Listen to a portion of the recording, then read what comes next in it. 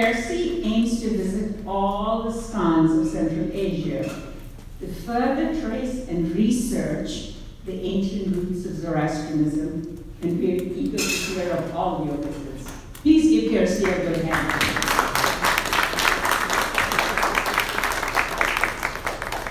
I would also like to recognize our visitors from outside of Houston. Sadly, some have not come because their flights were delayed. Sadly, one was being sick, but I still want to recognize them. And thank you for bringing the school weather for all of you that have come from outside. Let me start by recognizing from Los Angeles, we have Homi Gandhi, President of Fazana. From Chicago, we have both Ravetnas who are on the way to us, and they'll be here at midnight, Brenton and Roshan Ravetna. So we will hear from them tomorrow. Then we have Arzan Vadia, who's the VP, Vice President of Fazana. Arzan is I always tease him that vice presidents always go to funerals and do nothing else. Arzan is the hardest working vice president I've ever seen. So from Firdosh Mehta, where is Firdosh? Firdosh Mehta is the past president from Vancouver. And then we have Kobat Zarolia. Kobat Zarolia is past president of NAMC. We have such important people in this room. We have Paulina N, because Paulina, how do you pronounce your name? Let's hear it. I know it's very Okay. Paulina is a student from Poland who's studying under Jamshid Choksi at the University of Indiana, and she has made this trip to be out here too. Pablo Vasquez, who is a student in Austin, who's unfortunately not well, and I hope he can join us, but I'm not sure if he's going to be able to do that. And then we have Barkatullo Ashurov from Boston, right? And he is from Boston. And is that your son with you? Is that young man your son, or just your cousin? So welcome. Welcome to all of you. We have a great cadre of attendants, and I sincerely hope you will enjoy today and the next 2 days of talk, because I want to.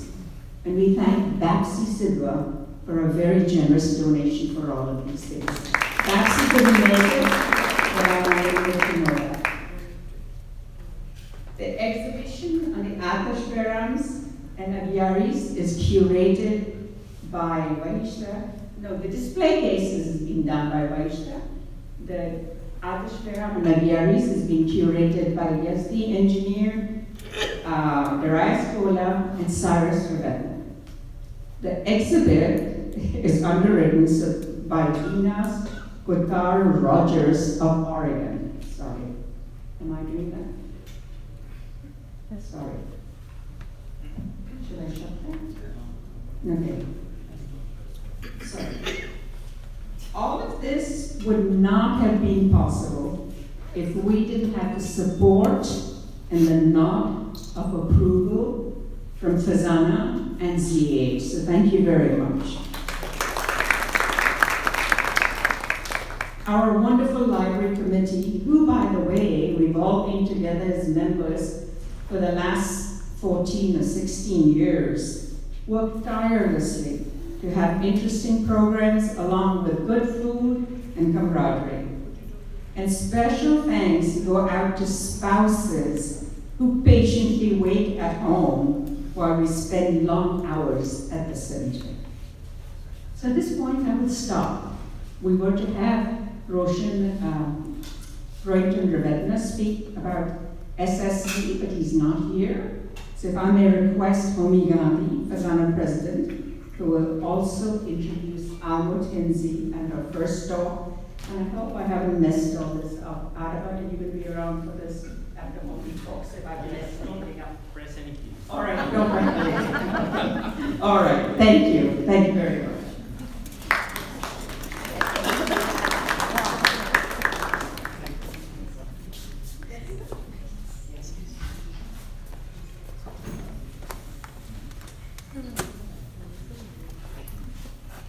So the first order of business, if you have not switched off your phone, please do that. I normally forget and I will do that too. Thank you.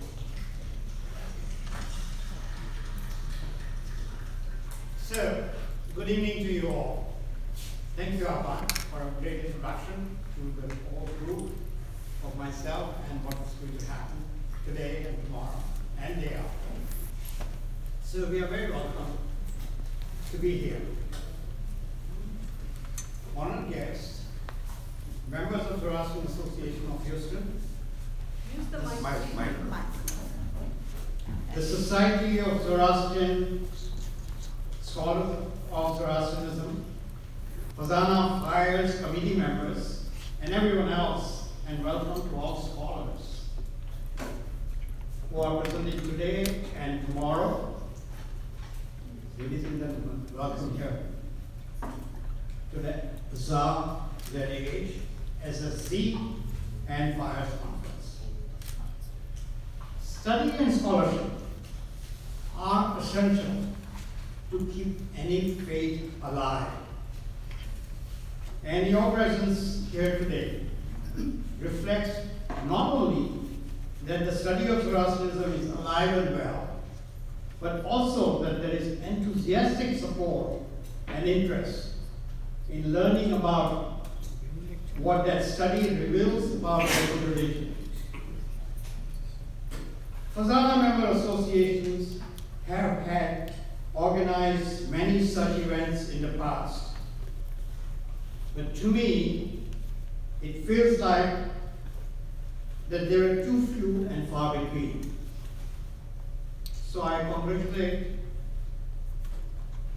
Zoroastrian Association of Houston and Fires for hosting this event on a continuous basis for the last 14 years. Wow. Okay. I'm pleased to say that other Fazana member associations are also following this year. There are going to be six or seven such events in the whole month, starting from 28 September to 27 October. Isn't it fantastic?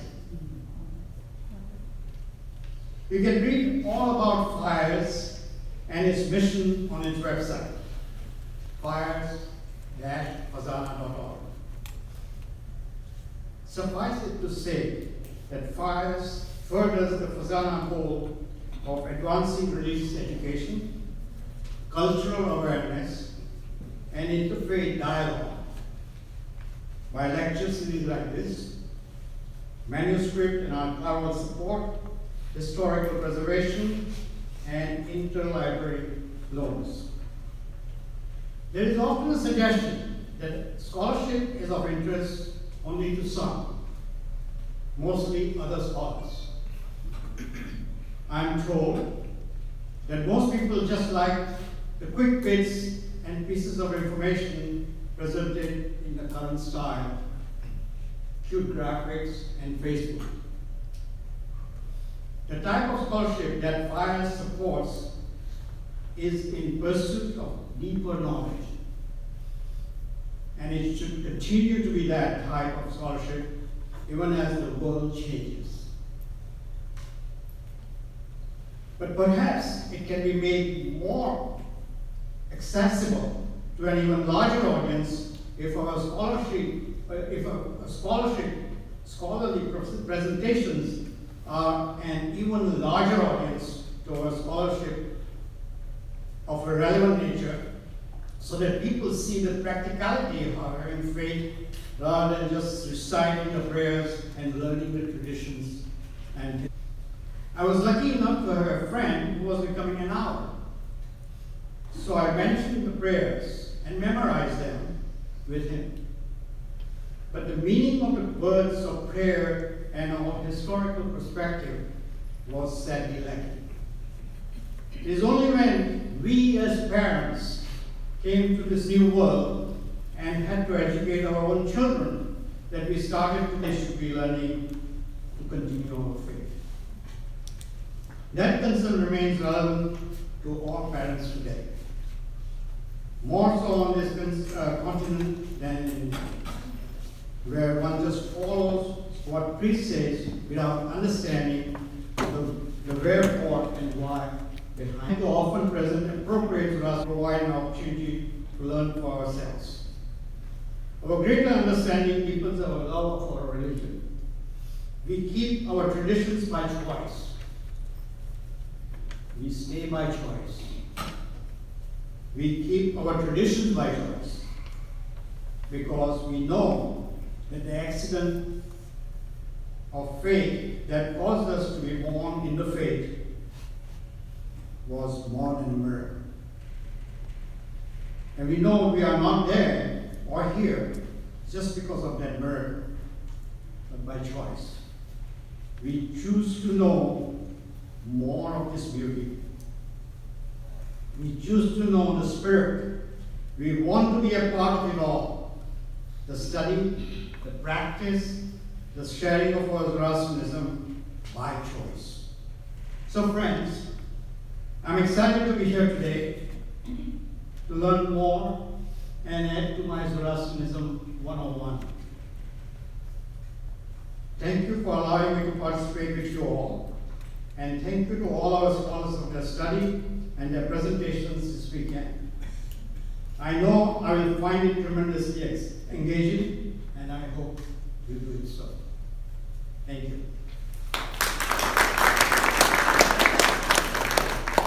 Before I proceed further in introducing our next speaker, I just would like to take a brief 2 minutes and do something which even Aban doesn't know. So, I moved from New Jersey to California about 3 years ago.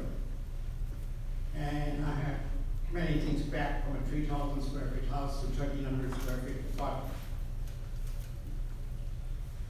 I was looking for a document which I had not seen and I could not find it. So I opened all my bags and everything. And what do I find? I found a book on Cardiovascular, about 2 inches thick, printed in 1902 by Union Printing Press of Ahmedabad. The book is written by Vedic Zoroastrian engineer, a lady, and runs into 800 pages. In front of this book, there are 26 pages of lecture delivered by Mr. Rimadala at the Anjuman Atasveram on August 22nd, 1950. I want to present this book today. The Zoroastrian Association Library.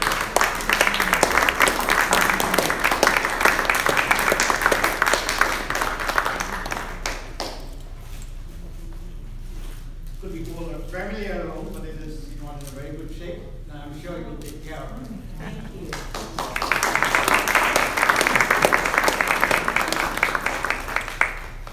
Incidentally, Almut and Arzan and I spent the afternoon together looking at all the manuscripts, and we will also look at this very carefully, won't we, Almut? Thank you very much, Homie, for entrusting this wonderful manuscript out here too. Thank you.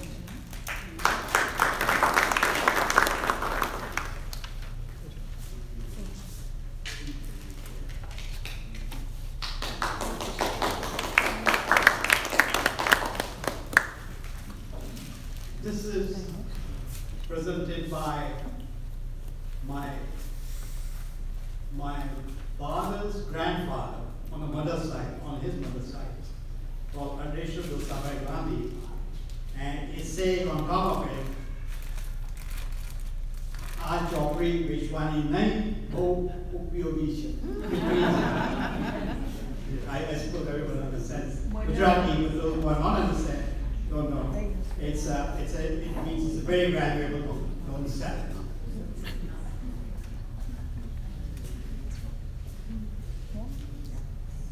So I was finding it difficult now. I can read the lights and my glasses. I was wondering if I was finding it difficult because I was in the background. reading glasses. Anyway.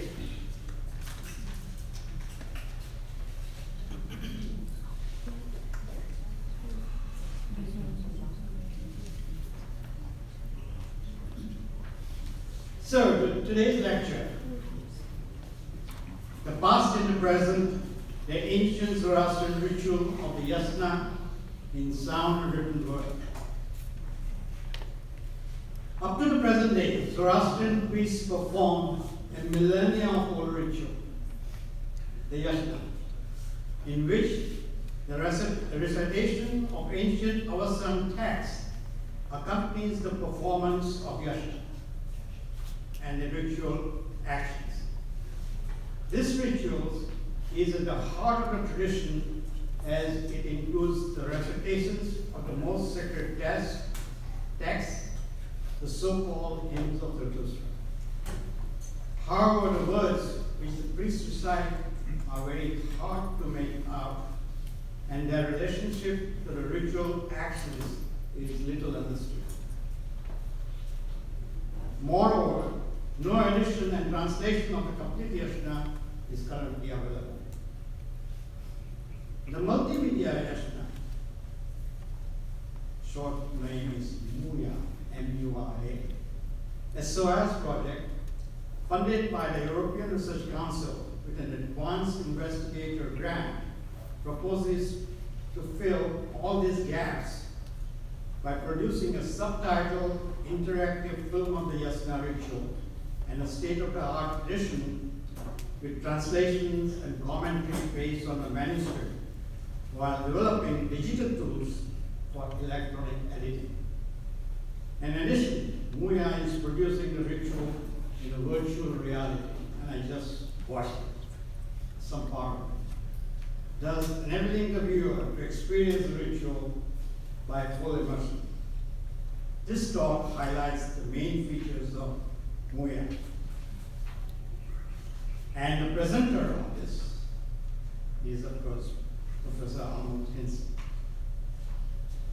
Almut Hintze studied classics and Indo-European philology at Heidelberg, Oxford, and Erlangen universities, and took a PhD in 1990 with an edition of the Avastan Zamyat Yes.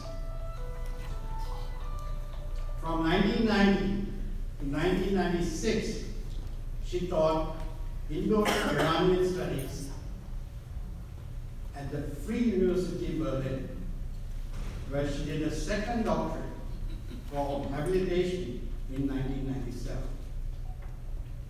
She subsequently held a Helsingborg research professorship of the German National Research Association and a fellowship at Fairfield College, Cambridge.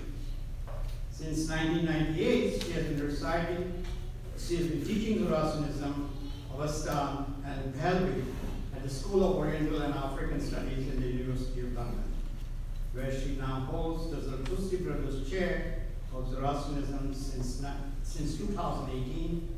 She has been a co-chair of the newly established Sapuji Palani Institute of Zoroastrian Studies. In 2015, she was elected Fellow of the British Academy. Almut Hintze has published on Indo-Iranian and especially Avastan philology. Her major publications include a study of the semantics of words for reward in Vedic and Avastan, commentaries and annotated editions of Zoroastrian sacred texts, in particular of the Avastan Zamyat Yas and the Yasna Haptangaiti. She has worked and published with Zoroastrian high priests, including Dastur K.M. Jamaspasa, in whose private collections in Bombay in 1989, she discovered an important Avastan manuscript believed to be lost. With another high priest, Dastur Firoz Kotwa, she published a facsimile edition of Horde Avasta and Yes manuscript.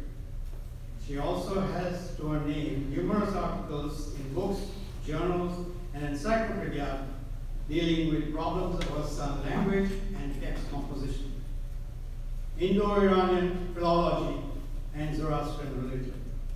Professor Hintze's current research is concerned with the Avestan Yasna, and this research is founded by the European Research Council, as I mentioned. Please welcome Dr. Almut Hintze.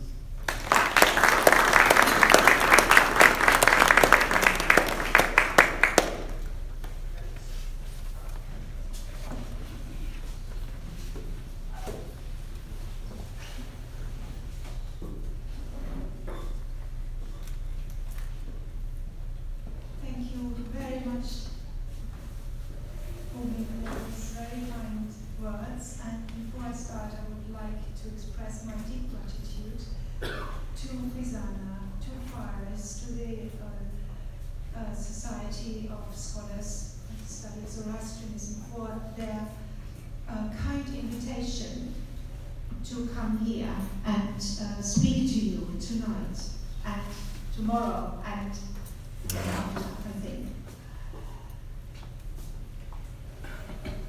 Dear Behansha, dear all priests who are here, dear Humi, dear Alban, dear Firdush, dear Azan, dear friends, dear colleagues, dear students.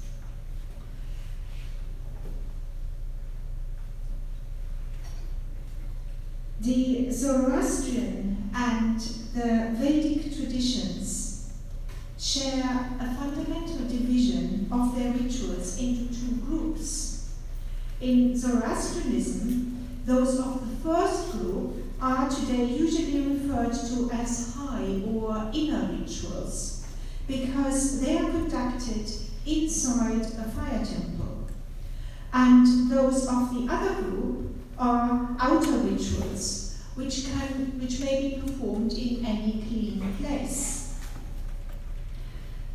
In Vedic, we have also a twofold division, and there these two groups are termed Shrauta, or solemn rituals, and Grihya, or house or home rituals, domestic rituals, respectively. In both traditions, those of the first group take place on a day chosen by the person who commissions these rituals, while those of the second group are linked to different occasions, depending on the seasons of the year or in the cycle of a person's life, the circumstances of a person's life. So this second group of rituals include various rites of passage, such as on the occasion when a child is born, or when on somebody's death, or initiation ceremony. So these performances are conditioned by the circumstances in people's lives. In Vedic, the classification is the result of a ritual reform, which is described in texts called the Shrauta Sutras, and they provide detailed descriptions of not of the rituals themselves, but of the roles of the priests which are acting in these rituals. Pre-Shrauta rituals in Vedic are much less known, but it is these pre-Shrauta rituals which we need to understand in order to compare them with the Zoroastrian rituals. And of course, the Zoroastrian tradition shares a common heritage with the Vedic tradition. Now, in this talk today, I would like to talk first about these rituals, about the priestly performance of these rituals, and as part of this, I will also talk about the Multimedia Yasna project, which was mentioned by Homi. And tomorrow, I'm going to talk to you about religious ideas, so the contents of this of your religion. Now, I'm going to talk today about the rituals, and here it is very the connection with the Vedic tradition is very visible. The rituals are highly conservative, and they encapsulate ideas which are very old, ideas and practices which go back thousands of years. And as part of the rituals, also the ancient languages have been preserved. So this is for both traditions, the Vedic tradition, which is the ancestor of the Hindu tradition, and in the Zoroastrian tradition. And Tommy has mentioned the prayers which you recite, which are in the Avestan language. So in the ritual practice, you re-perform what you have learned, and the tradition is oral. So and the prayers, just as the rituals, are events. And here, spoken words are reproduced in a performance. When you say the acoustic prayers, it is a little performance. And in the prayers, both in the rituals and in the prayers which lay people perform, the type of sound which is being produced is absolutely crucial for the efficacy of the rituals, to the extent that intelligible meaning is of secondary, if of any importance, to those who make the sound. Now, this attitude has led to the texts being transmitted over millennia in a frozen linguistic form, which aspiring priests, and for the lay prayers, the young people who learn them, memorize the texts from childhood onwards. The preservation of the spoken word alongside the know-how of the ritual actions has always been and is up to the present day at the center of priestly training, both in India and in Iran. Now I'm going to show you footage of the training of a Vedic priest, and this was made by Fritz Stahl of the Nambudiri priests in Kerala. It shows the great precision with which the sound and the intonation of the Vedic texts was handed down over the millennia, and to such an extent that the Harvard scholar Michael Witzel was led to compare Vedic recitation to a sound recording from thousands of years ago. Now just have a look at how these young boys are taught how to recite their texts.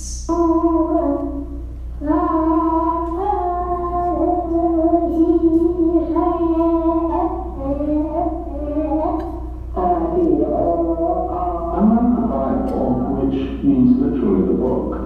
The Vedas were handed down without writing, word for word, from father to son, from teacher to pupil.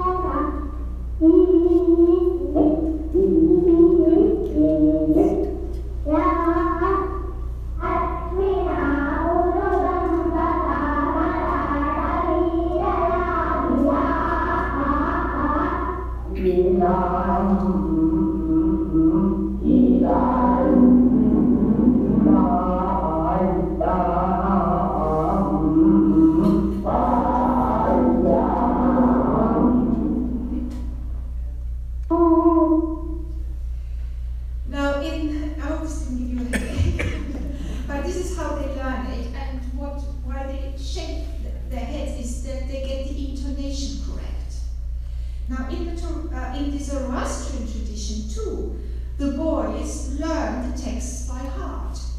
Although the living performance of the high ritual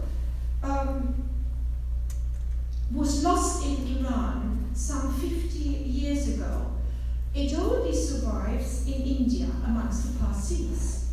There, some of the boys are taught at home by their father or uncle, while others go to a priestly school, a priestly boarding school.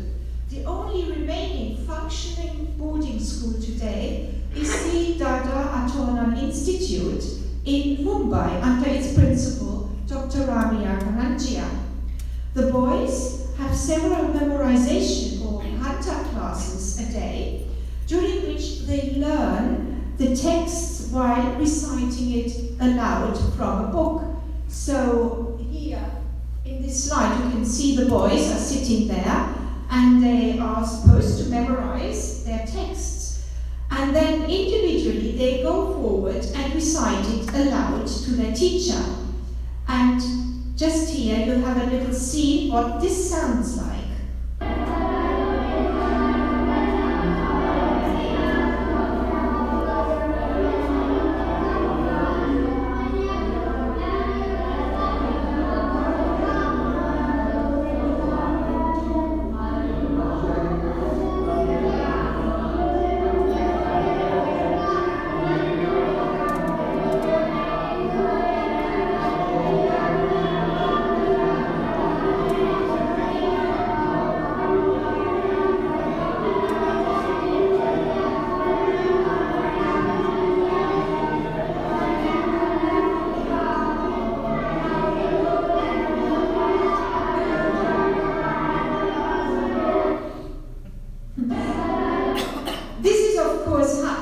How is this done today?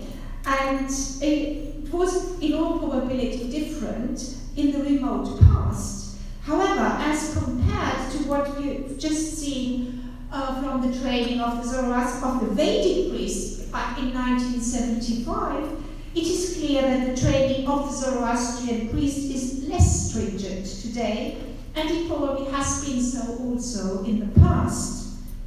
That the oral tradition of the Avesta has always been less accurate in comparison to the Vedic one is suggested not only by the more relaxed training techniques today, but also by the fact that there is little, if any, evidence in the Zoroastrian texts for specific scientific disciplines such as grammar or phonetics, etymology, comparable to the sciences which the Vedic tradition developed to support the correct transmission of the Vedas. Moreover, the Avestan texts as they appear in the manuscripts show numerous variants and dialectal features which must have entered the pronunciation of the Avesta at different times. We find dialectal features in the Avestan language that go back to the Achaemenid period,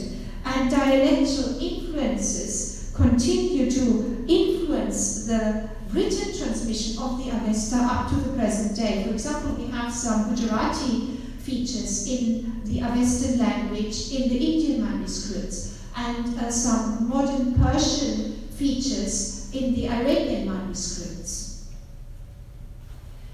Yet, there are two quite different areas in which the Zoroastrian tradition actually exceeds the Vedic one. One of them is the frequency with which high rituals, these are the ones which are performed inside a fire temple, although they are endangered heritage also in the Zoroastrian tradition, but they are more frequently performed in India amongst the Parsis. So Vedic Shrauta rituals, that means Vedic high rituals, are occasionally conducted, even today, in both North and especially South India. But in terms of frequency of performance, the Zoroastrian inner rituals outperform their Vedic sister. There are still dozens of yasnas performed per month today, and the 12-day, the 18-day Nirandin ceremony is also regularly carried out. A major reason for the higher frequency of the performance of Zoroastrian high rituals is probably that they are less demanding in terms of ritual personnel and with regard to the time required for the performance of a Vedic Shrauta ritual. That this is very costly. It costs a huge amount of money, and it requires a minimum of 17 priests, and it lasts for several weeks, if not months. There are the shorter Zoroastrian solemn rituals. The Yasna only lasts for about 2.5 hours. And the other area in which the Zoroastrian tradition exceeds the Vedic one is the information which our texts provide about on how a ritual is actually to be performed in real life. So we don't have a single Vedic manuscript which actually describes a full ritual, whereas we do have Western manuscripts which describe the ritual, how it works. And today I was looking at Vedic manuscripts which are bound with Avan, and you have manuscripts of a Vedic ritual where you have the whole recitation text of the ritual and also the ritual actions described, either in Pahlavi or in Gujarati. You don't have anything like this for a Vedic ritual. So, for a Vedic ritual, the only way we can see how it works is to go and watch it. And there are very few films of Vedic rituals, and this is the one you've already seen. Some footage from Fritz Stahl's, which we made in 1975, and here then he went on to film a full ritual, and I just show you a short clip of that, what a Vedic ritual looks like.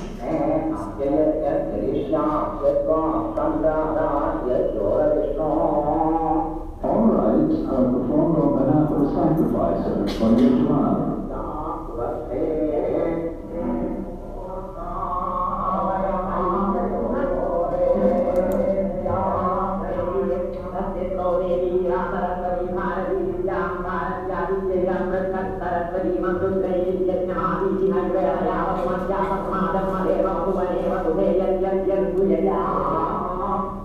At the often recurring Ishti rites, priests call gods down to earth to partake of the oblations.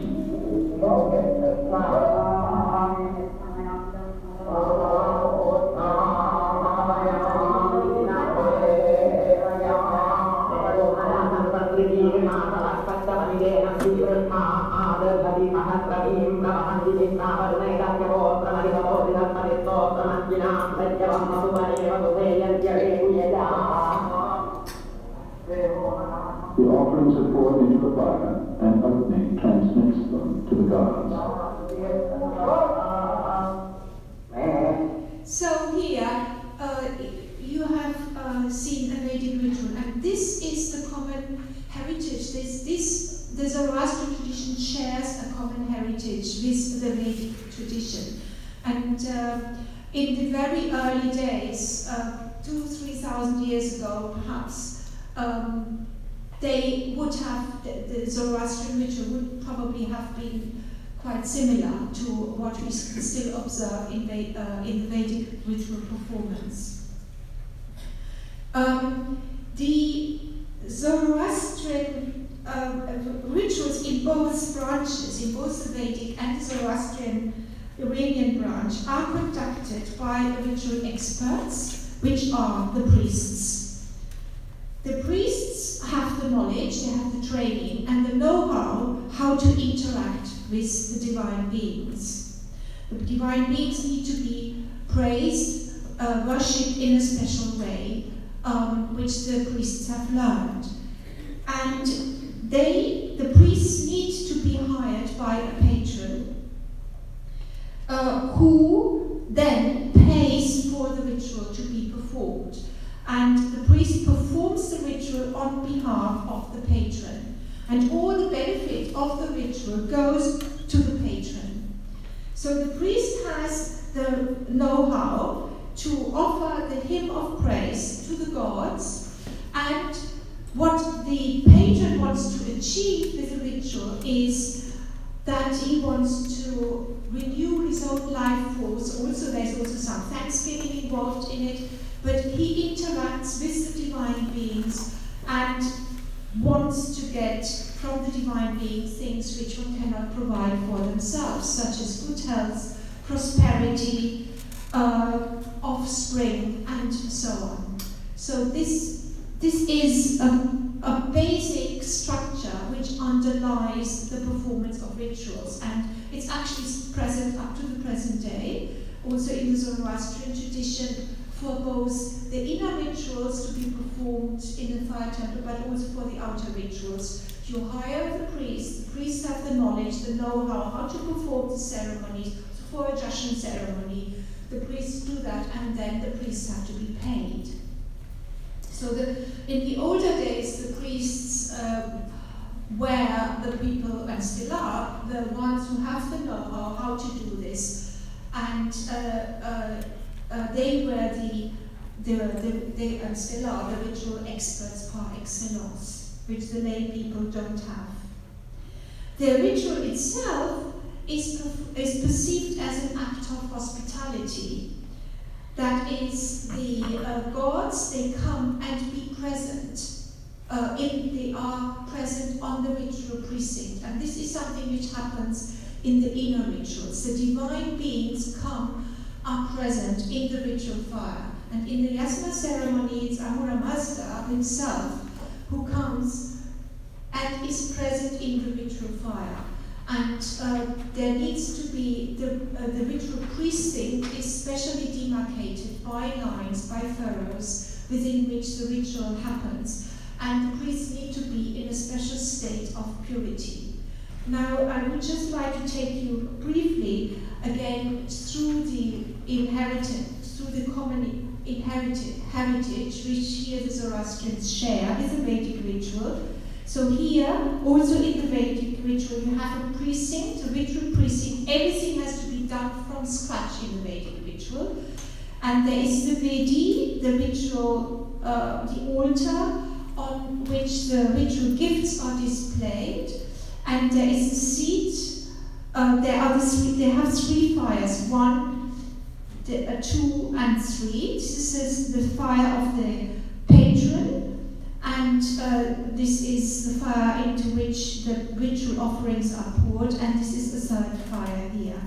And here the Vedi is made as part of the ritual, so we have the preparation of the ritual performance, which has to be done as part of the ritual. The ritual precinct is prepared for the actual performance. Here it is ready, and then that's what it looks like when it is all done. Is as part of the ritual, then that's probably a later ritual, a second ritual space is created. But this is probably a later development within the Vedic tradition. So in the Zoroastrian tradition, you also have the ritual precinct, and you see it is demarcated by furrows.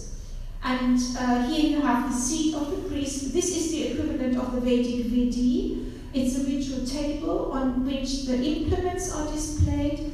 And this is the kundi, a pot of water in which various ritual implements are washed. And so this is the space within which the Yasna, the Vendidat, and the Vispara ceremonies are performed. And here you have a picture of what it would have been like about 100 years ago in India, around the fire temples, and you can see that easily 3 Yasna ceremonies would be performed simultaneously.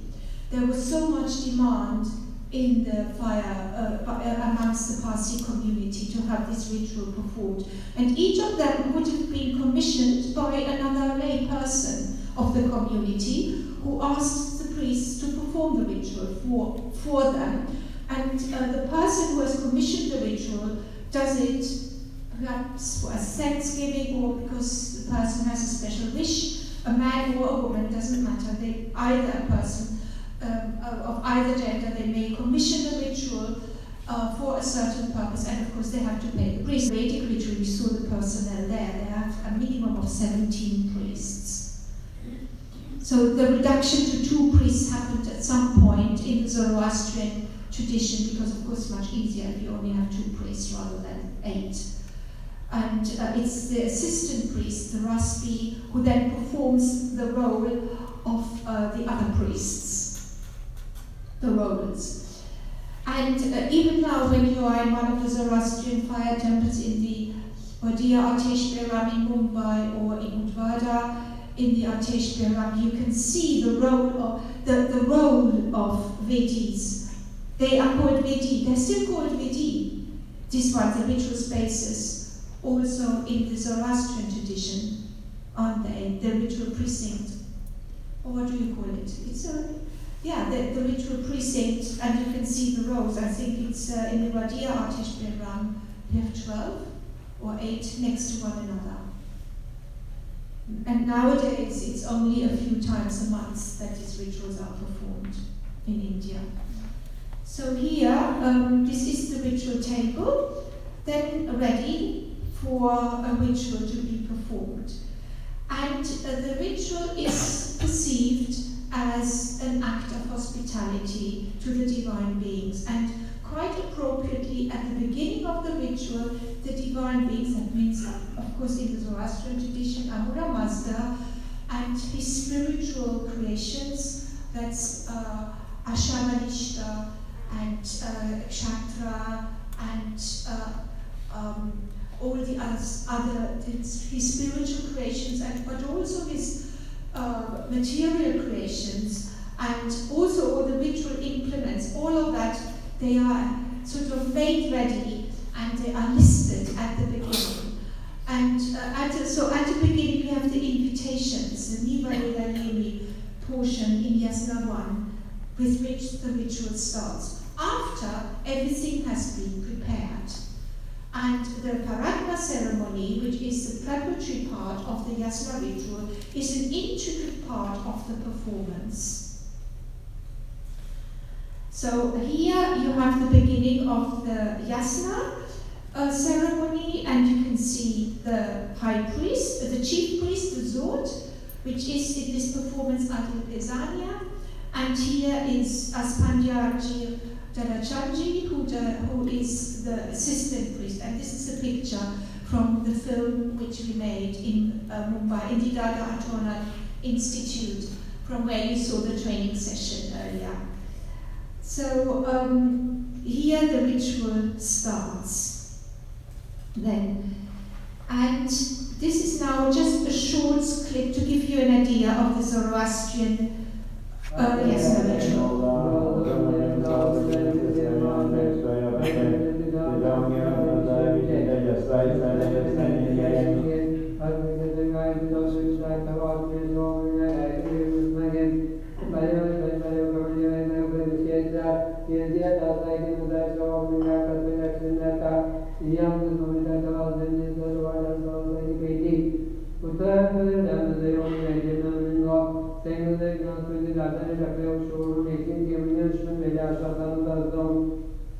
Now, you may probably have seen how difficult it is to make words out in this recitation.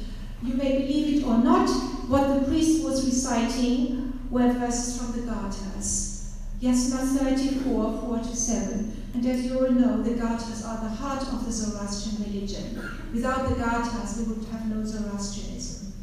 They are the Gathas of Zarathustra, the founder of the instigator of the Zoroastrian religion, and you are called Zoroastrians because you are followers of Zarathustra. He is the model for every Zoroastrian, and he is the model for both the lay people and the Zoroastrian priests, who are the Zarathustrotama. That means they follow in Zarathustra's footsteps in performing the rituals. So these texts, the Gathas, as you know, they are very intricate. The language of the Gathas are the oldest document of any Iranian language. We have nothing else of Iranian language as ancient as this.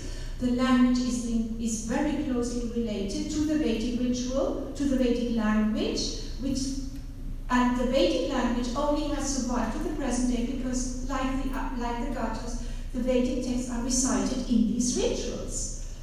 And so that's why these rituals are so important for us because they have provided the box within which these ancient texts have been preserved. And these texts are language, and language is the key to the mind, to thinking. Without language, we don't know what these people think. And unless you know the language of a tradition, you don't know what they believe, how they speak, how they communicate, what they think. You don't even know to which group they belong, what are they ethnically. It is language which is the key to the mind. And that's why language, these texts are so important for understanding what they think. Now the Gathas are the heart of the religion. They are the Gathas of Zarathustra. Even the Avesta talks about the Gathas of Zarathustra. And that's why to understand what are the ideas of the religion, what do these believe, what is the religion about?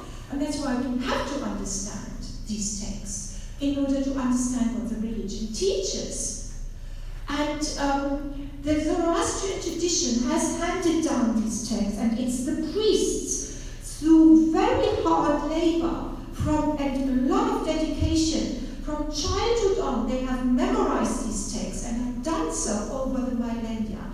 And this deserves a huge amount of respect. But not only the priests, also the lay people. Even 50 years ago, Zoroastrians knew a large amount of texts by heart, every individual Zoroastrian. And the Corde Avesta is the prayer book of the Zoroastrians. We've heard it is such a thick book. Whom has just donated a Corde Avesta to the Files Library. And many of these texts were in the hearts of the people, not just in a book.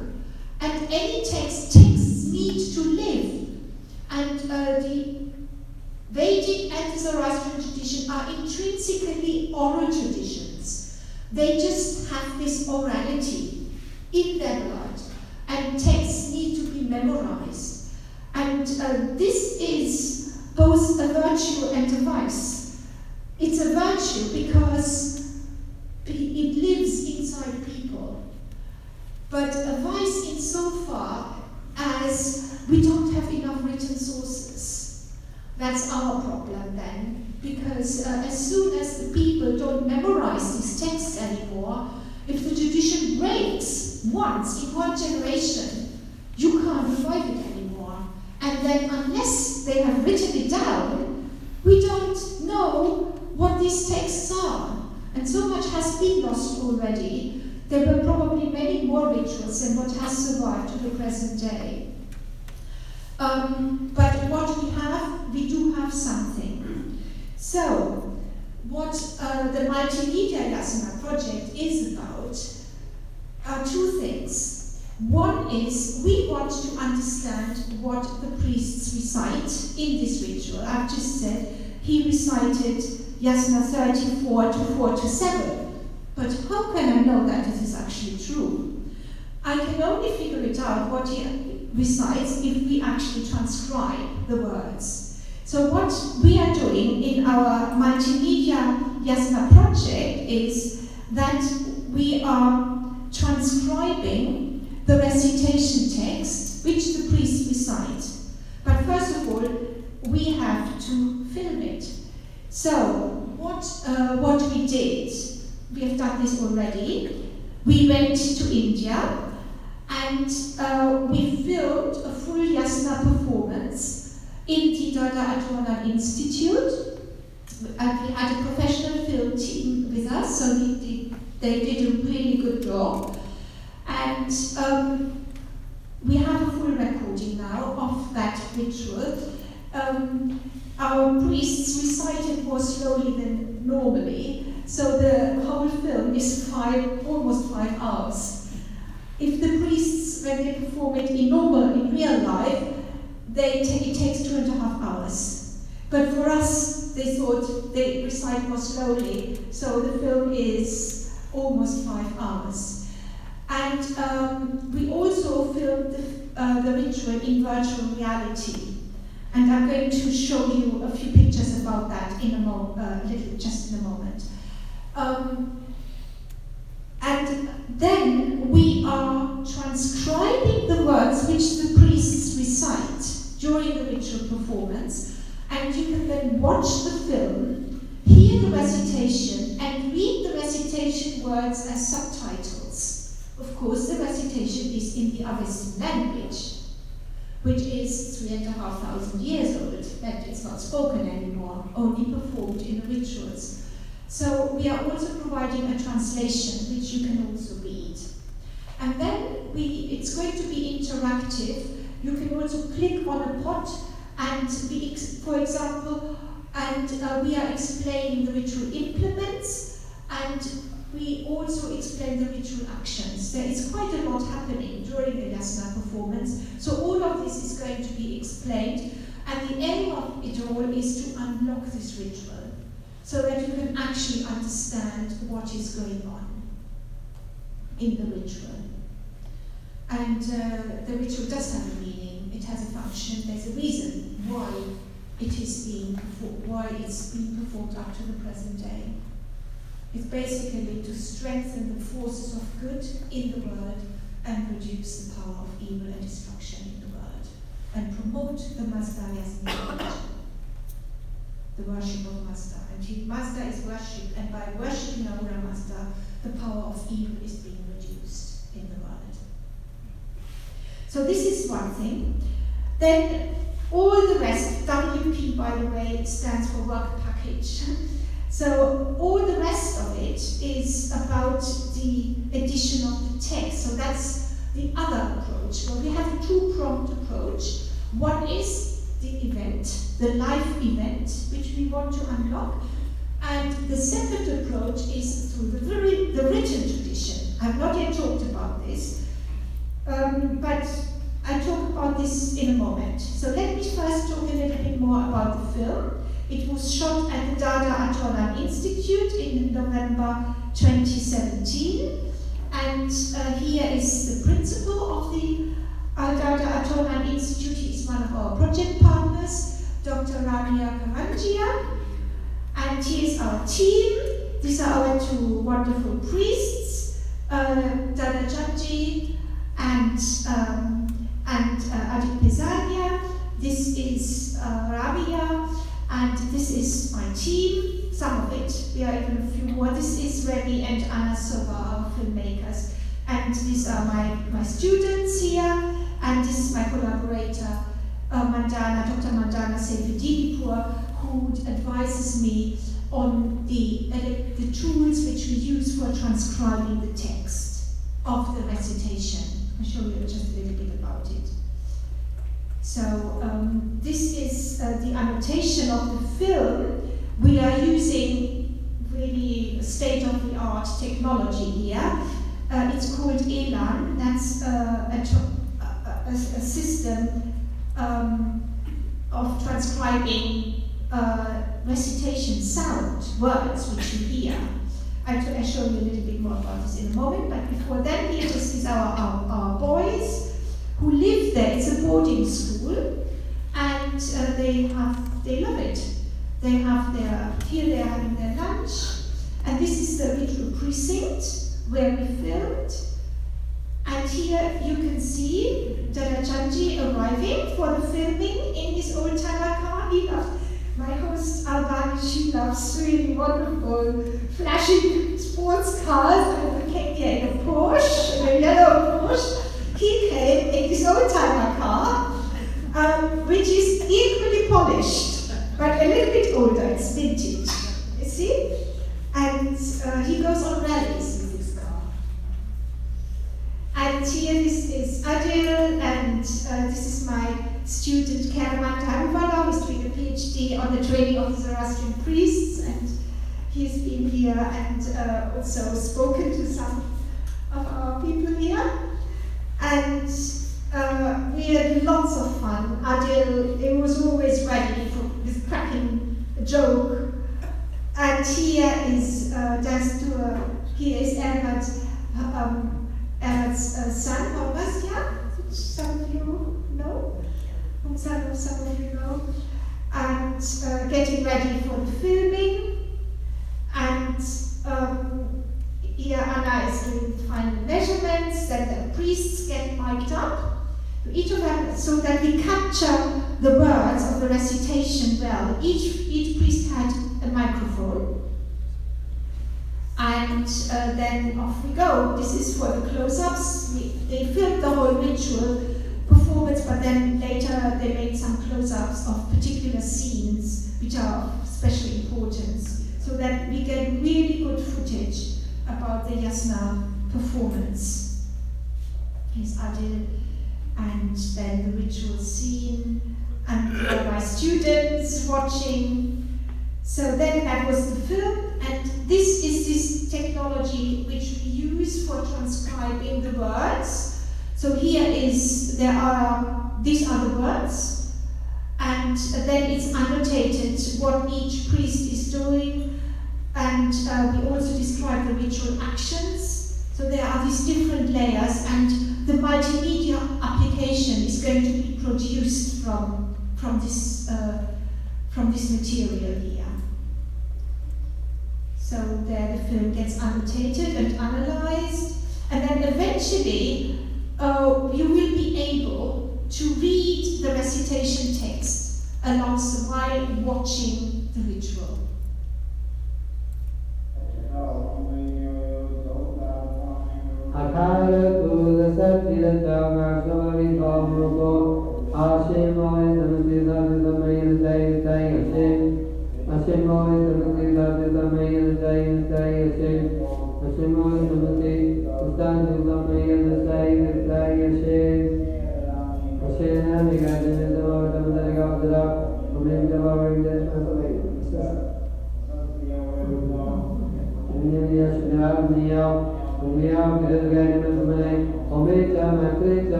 You see, Jamia, he ended with that. So this is, it's not going, the final product is not going to be quite like this. This is just a sort of dummy, just to show you what we want to do. The final product will be much better. It's going to be published online, so everybody will be able to see it. We are going to make this all available, open source, and as a product of the output, one of the output of our project. And then we have the multimedia application, which is still under development, but the idea is that you can then see this is going to be explained what he's doing here, washing his hand, plucking the leaf, and so on. And it's going to be interactive. There will be hotspots on which you can click and then get some information. Of course, the film is going to stop then, so that you can read the information. You can really interact with the film. It's going to be interactive. That's the idea. And then the VR. Some of you have already watched it, so I'm trying to show it to as many as possible, but we'll only do it one by one because I've only got one pair of headsets to watch it. You need to have these goggles to see, to experience it. So the virtual reality thing is that we filmed the ritual performance with this special camera, which is a spherical camera, and you can see the lenses. There are lenses, actually 6 dotted around the circumference, and then there is a camera on top and one at the bottom, and it gives a total capture of the scene, and it was placed right into the middle of the ritual precinct, just next to the ritual table. And you can quite indiscreetly actually look into these pots. For the first time in my life, I've been able to see what they actually produce during the ritual. So also for scholars, it provides a host of data, of information, which we couldn't have otherwise.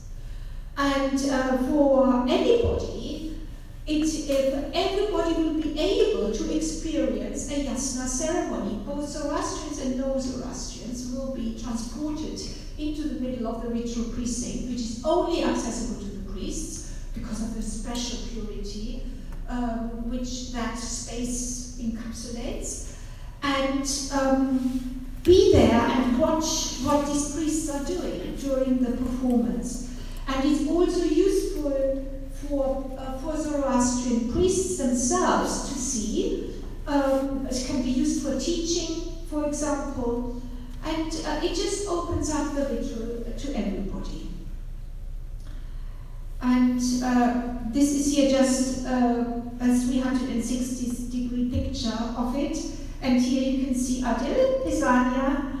He is watching himself in virtual reality here. And you can look around, up, down, left, right, behind you, and you just see ritual everywhere. This is the filming which we did. And then the other approach, I mentioned we have a two-pronged approach. One is through the event, and the other one is through the silent tradition, which is the written tradition. We put so much emphasis on the written word, which is not the case for the Zoroastrians. It's the spoken word which matters. But then we do have a written tradition. We do have manuscripts, because even within the Zoroastrian tradition, at some point, probably around 600 of the Christian era, it was felt that it was important for the Zoroastrian rituals to be committed to writing.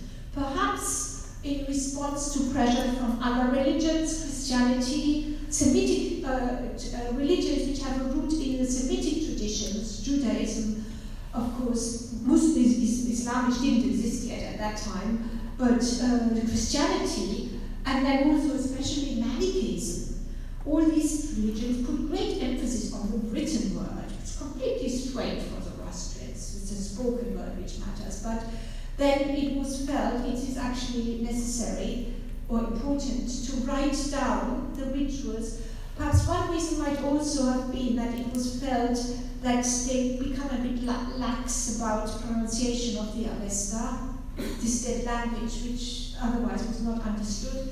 At any rate, the Avesta script was invented for the sole purpose of writing not the meaning but the sound of the recitation.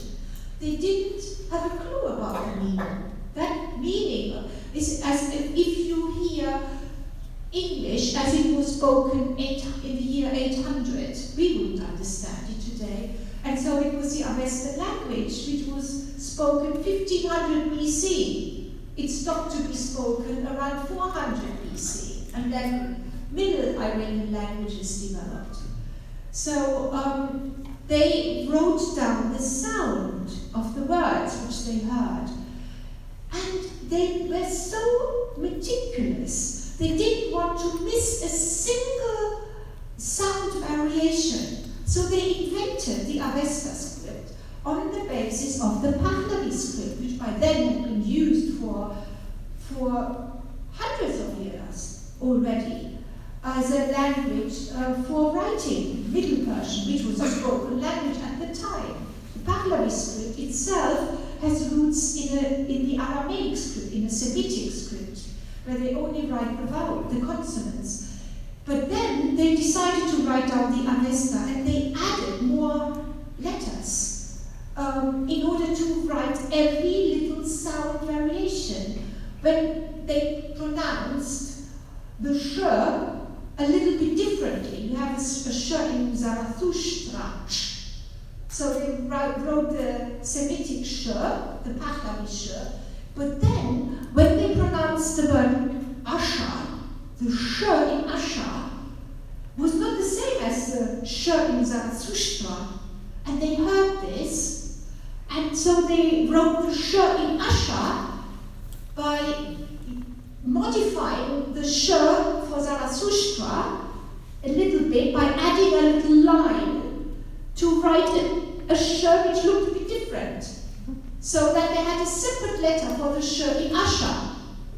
And then they had another sh in the word Yasna, which is saying Yasna Nanam in the Ayata Hubayro prayer, the word Yasna Nanam. There, the sh was again a bit different. And they took again the sh from Zarathustra, the Pahlavi sh, and added then yet another little diacritic mark, so that sh in Yasna looked a bit different. So they ended up with 3 different signs for the sound sh, for sh, the Zarathustra sh, for the Ahas sh, and then for the Yasna sh, and so on. And that's how they ended up with an alphabet, a full alphabet of 53 different letters. And this is our Avesta script, which is based on the Pahlavi script. The Pahlavi script is only 13 letters. So they ended up with this highly different this script, which is actually a phonetic script, because it encodes the sound as they heard the recitation of the Avesta in around 600 of the Christian era.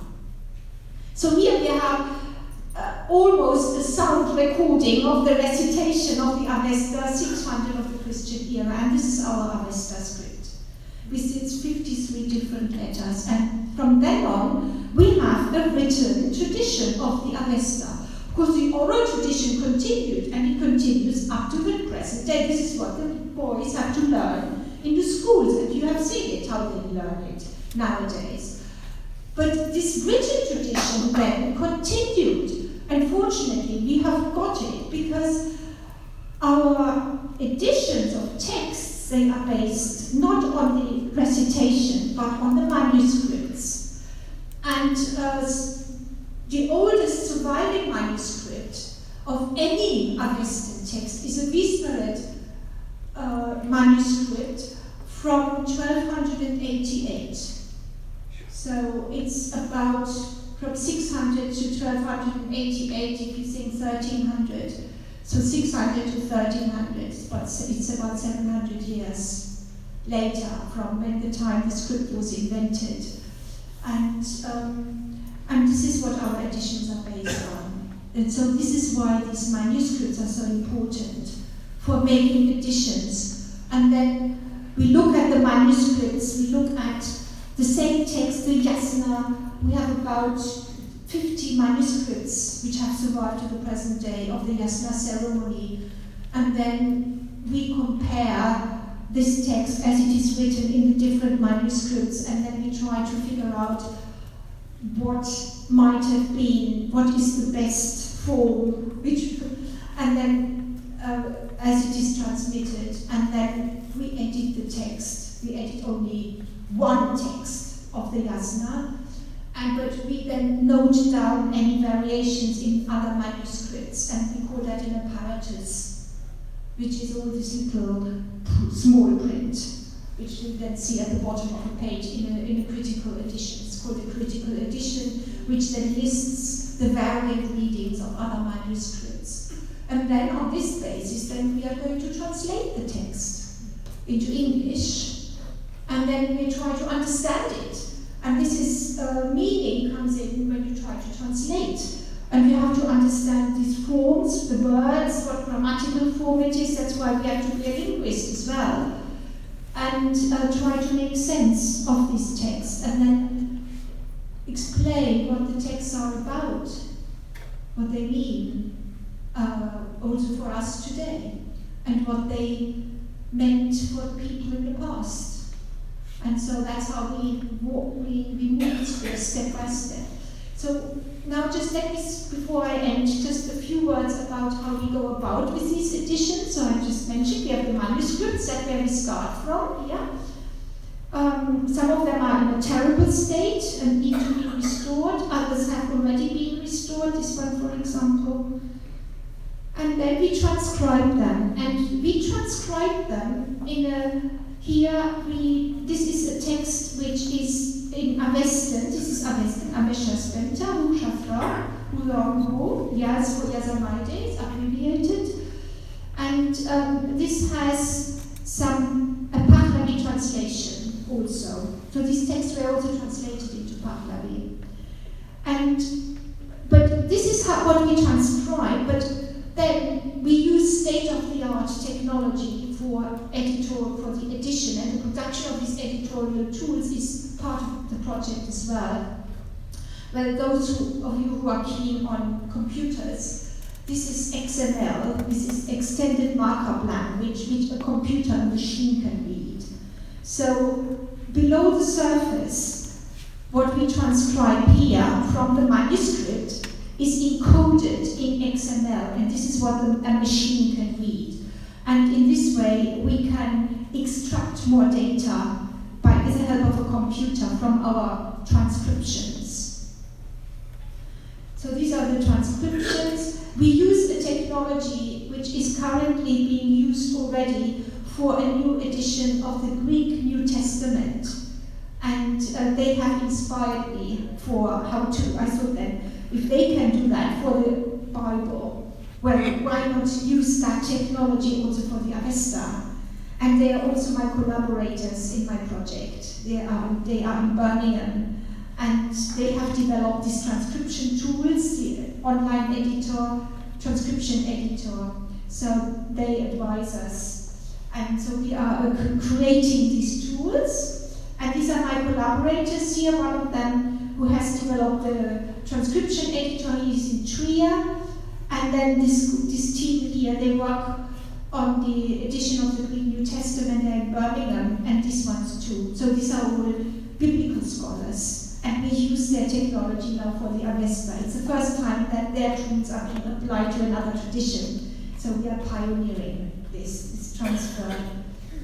So this is just another transcription page, and this is where we start from. So this is a manuscript, a very beautiful one, of the Avesta. So this is now our technological framework, and then we collate. Collation means that you compare what different manuscripts have. So again, this is from the Greek New Testament. So here, each number stands for a manuscript. The manuscripts get numbers, and these are the different reading. What the manuscripts have. Each of these manuscripts here, and then they're being put into an Excel file, and then you can see where they vary. But the machine can do that for me. I don't have to do that. And then in the end, we end up with the edition, and this is the apparatus, which gives all the different variant readings. Then this is still all the Greek stuff here. So this is what we are now working on, and then we are going to produce editions of the Yasna, and these are all my collaborators here, and we have also produced a facsimile edition here. This was done with the help of Fesana. Sorry? Yes, you have a copy of it. And this manuscript was restored with the help of Fesana and other North American organizations. We are very proud of our collaboration, very grateful for the support which we have received. This manuscript is at Columbia University Library. And it has now been beautifully published by Leon Goldman as a facsimile edition after it had been restored.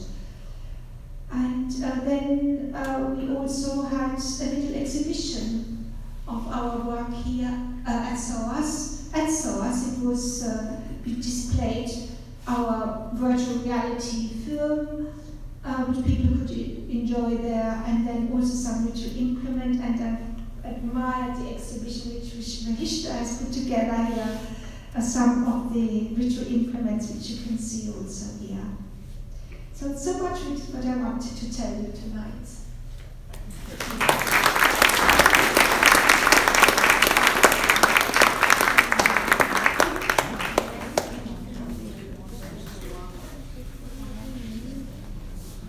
Thank you for taking us through this whole procedure, and it's been fascinating. I almost knew you were a linguist and philologist, and now it's like you're a computer expert too, with all this technology too. So it was very, very interesting.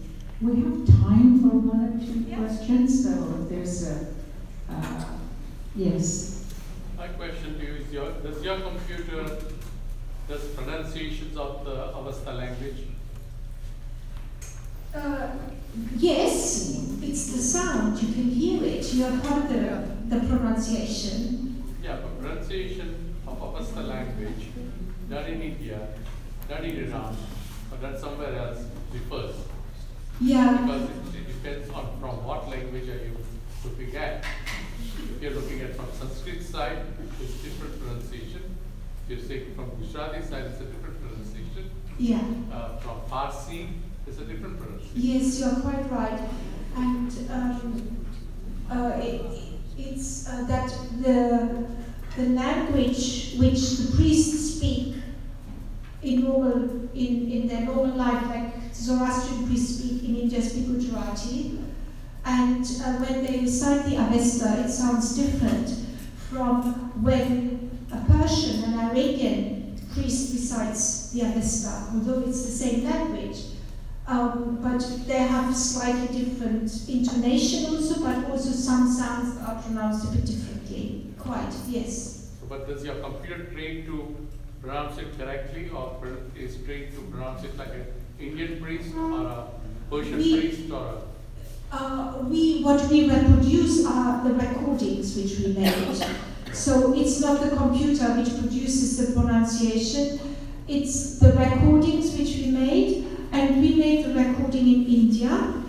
Sadly, the Yasna ritual performance has been lost in Iran. So we would have loved to film a performance in Iran, but it's not possible because they don't do it anymore. And in India, there's a danger that it will go down the same route.